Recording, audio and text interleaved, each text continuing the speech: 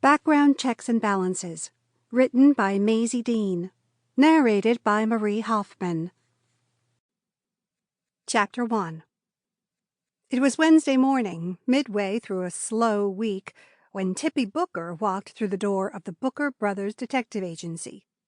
The older woman looked fabulous as usual, wearing one of her flattering pantsuits in dark red. To finish off the bold look, she wore an elegant pair of pale pink slip-on flats with a thin gold heel.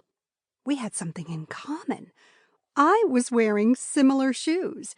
I immediately stood up from my desk and waltzed over to greet the glamorous Booker matriarch. "Look!" I exclaimed, extending one leg in front of me to display my shoe. "We match!" Tippy placed her manicured fingers against her chest, as if startled by my declaration. She looked up and down between my face and my shoes. Her nose wrinkled, and her delicate brows lifted in the middle. I tried not to feel too offended by her apparent shock. It couldn't be that hard to believe that I was wearing shoes she deemed fashionable, could it? "That's a first," she replied after an awkward silence. I nodded and continued to present my feet like a ballerina. "Yours are probably real, though." One of Tippy's eyebrows went up. "Of course they're real. They're on my feet." I clicked my heels together, like Dorothy from The Wizard of Oz. "What I mean is, they aren't knockoffs like mine. My roommate Rosie and I came across this sketchy little shoe vendor near the beach last weekend. $25. What do you think?"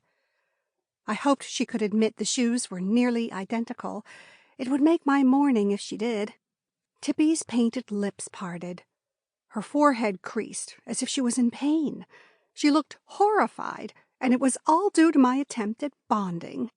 "I would never be caught dead in knockoffs," she said, as if that word tasted sour in her mouth. I couldn't recall her ever looking so taken aback, and she had 3 unpredictable grandsons. Tippy looked even more startled than the time Lucky Booker had nearly gotten himself arrested while working undercover at an Oscars party.